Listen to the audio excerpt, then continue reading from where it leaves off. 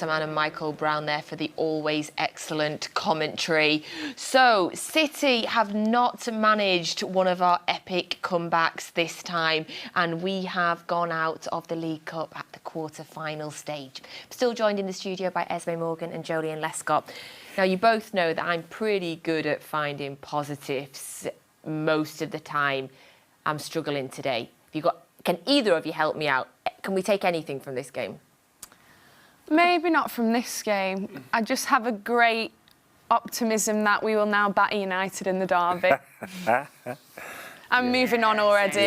Yes, good. OK, I like that. Wrap up this game nice and quickly. I like the thinking. Joleon, anything we can take from this? The second half was better than the first. It was. It couldn't get much worse from the second half, obviously being 2-0 down, but the second half was a more dominant performance than what you expect to see. And as May says, then you don't expect that performance to happen twice in a row.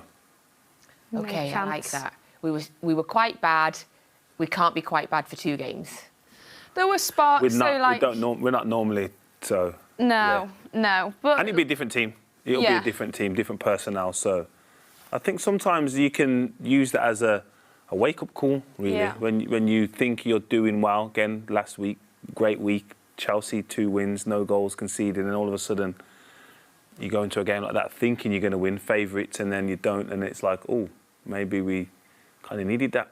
And then you have a massive game to kind of refocus on, and that's what it is. Yeah, I think De Bruyne did well when he came on, which was a really big positive note for me, because I think he's probably not been at his best in recent weeks, but he looked it there. I mean, within the first couple of minutes, he'd already played a perfectly weighted ball through to Alvarez, who probably should have done better in hitting the target. But I think his performance is something that I'm taking as a positive going into the derby, because we want De Bruyne back to his best. OK, you have made me feel a little bit better. So thank you.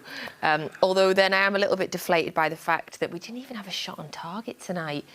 How have we not had a shot on target? I can't imagine when this last happened. Yeah, again, but part of that is the execution of the chances. It's not like Alvarez should hit the target. There's a couple of one late on where I think he's then slid in and it's hit a defender and it's gone onto the line. So again, it's not just down to not creating enough chances. It's like, well, we created some chances and they just wasn't executed. But like I said, it's a different team. You can't expect it to be perfect every game. And it wasn't tonight. We come unstuck and the derby will take care of itself. How much credit do we have to give to Southampton tonight, do you think? Yeah, I was just about to say, I think they played really well. Out of possession, they were so aggressive off the ball. Really, no City players had any time whatsoever, and we're so used to seeing teams just sit in and absorb pressure once City reached the final third, but all over the pitch they were onto us and really closing down quickly and never let us settle, which when we had a bit of a mishmash back line in the first half, it completely took advantage of that and City couldn't find their rhythm. So I think Southampton were very deserving of that win.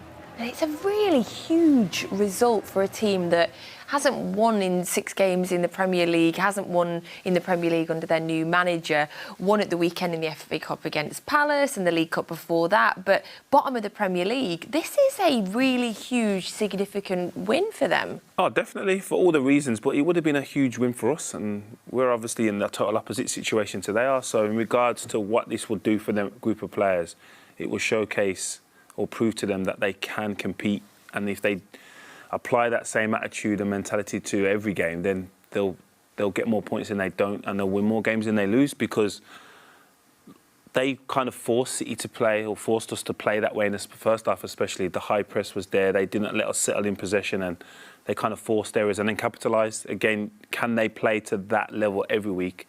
Maybe not, but if they play to it more often than not, they will pick up points. Is there any learnings we can take from this then, or what indeed will we learn from this game? Just that, again, against Premier League opposition, you can't take any game lightly. I think you have to be on it, regardless of what the game is, what competition it's in. It's like, don't underestimate the competition or the opposition, because if you're off it slightly, and it wasn't like a dreadful first half, it was just 2 incidences where they've seized their opportunities and you're 2-0 down and you just don't recover. Yeah, those 2 mistakes to the led to the 2 Southampton goals. But like we've said already, we didn't have any shots on target, so we can't really there's nothing really to complain about there. In terms of moving forward, Esme, is there anything you think that we'll learn, that we can make sure doesn't happen again, or we can implement going forward? I think it's just starting with intensity. I always think the first 5 minutes can often set the tone for the rest of the game. If you're on top and front-footed and aggressive off the ball, and then moving the ball quickly and finding your rhythm and your combinations in the beginning of the game, the rest just kind of takes care of itself and you find your footing.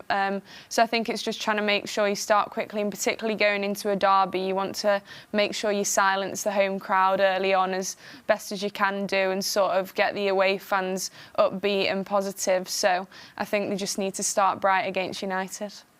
So we will take on Manchester United on Saturday in the Manchester derby. That is a 12:30 p.m. kickoff. Of course, Matchday Live will be with you from 11:25. I will be here in the studio, and we're sending FG to Old Trafford. He's going to be pitchside with Andrew Cole. So the derby coming up in 2.5 days' time. Are we thinking that we'll see an instant reaction to this result, Joleon? Yeah, you'd like to think so. Again, it's going to be down to the players, obviously, and there'll be changes. There would be changes regardless of tonight's result. But I think it just amplifies them now. I think Pep's like, yeah, now I know. I don't think anyone's potentially played themselves into the team for the weekend. I think his team will be what he thought it was potentially before this game, and it's a case of now just go and perform. In terms of United, Esme, they've certainly been getting better throughout the season. Erik ten Hag's ways seem to be making a difference to them. They've now won 8 in a row in all competitions. How much of a threat do you see them to us on Saturday? I think they've got a really talented squad. Rashford, for me, has been brilliant this season. He's been on such good form, and you can see the confidence that he's playing with. So I think he's going to be a huge threat against us. But in the same breath, derbies are completely isolated games in my eyes. We've seen in previous seasons when City have been by far the better team, United have managed to come away with wins. And as before, City used to take points off United when maybe they were the stronger team. So I don't think form necessarily comes into it too much, because it's almost like a cup final. You come into it and it just turns into a complete battle, and whoever has the bigger willpower on the day really tends to end up winning. So I don't think previous results or performances have that much of a bearing on the outcome. Would you agree with that in comparison to the derbies you've actually played in yourself, Joleon? The earlier ones, yeah. I think it was kind of a bigger occasion for us because we were trying to get to the level that and the standard that they had set. I think that for me, the derby win in the semi-final, that was huge, and that was a turning point for me. I think it kind of made us believe as a club that we could compete, not just that we could just beat United, that we could compete, and obviously we go on to win the FA Cup, and then the next season we're real contenders. We believe we're real contenders for the league, and we win it. So, yeah, I think it's changed now. I think they value this game more than what we do because they necessarily need the points more than we do.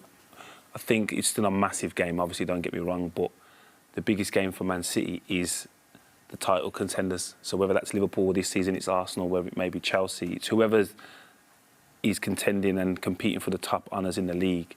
That is the biggest game. Where the derby is now for United is like they need to beat us to have a chance of winning and competing for the title. So as it stands, they sit 4 points behind us in the table. Just 4 points, which, considering the start they had, just seems crazy to me.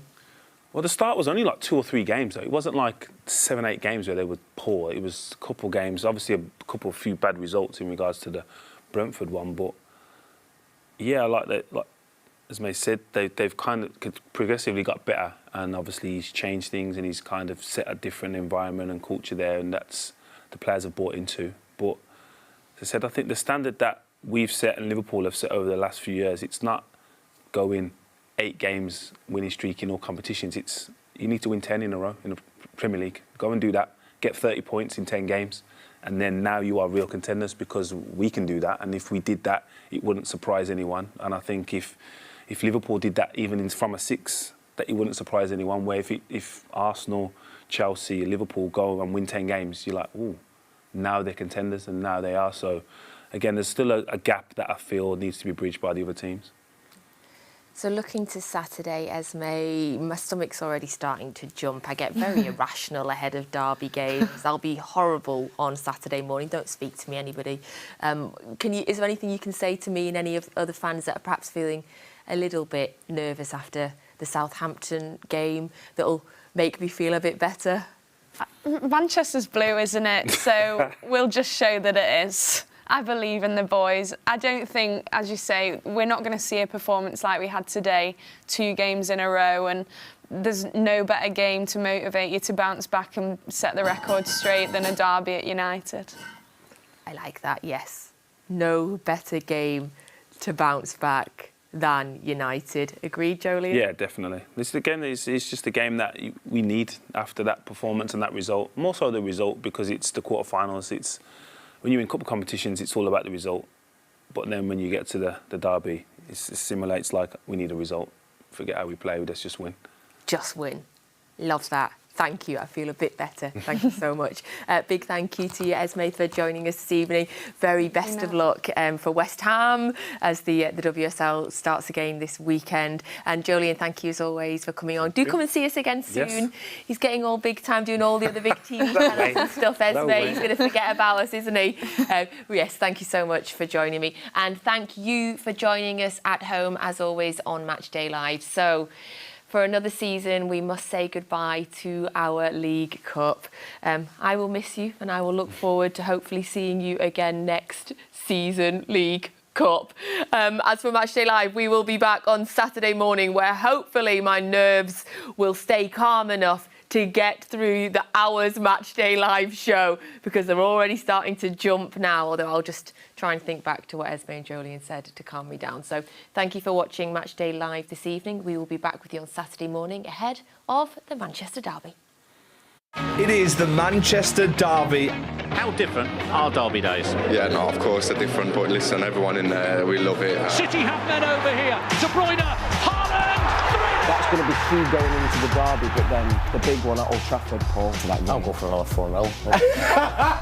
Obviously, De Bruyne's maybe not been on his best form recently, but he's one of those players who, if you throw him into a big game, he will produce. For Haaland. Haaland now, up against Lindelof, plays it in. Foden!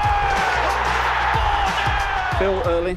Manchester City had to wait 52 years for a hat-trick in the derby. We get 2 in one day. First of all, you, Phil, just how special was that for you? Foden! 6-1! Our biggest game of the season. And that's a clever ball back for Cole. What a brilliant goal! Superb strike by Andy Cole. Matchday Live is coming to you live from Old Trafford with me, FG. 2 Derby Day hat-tricks. The argument now is who's going to get the match ball. It's a nice problem to have. City 6, United 3.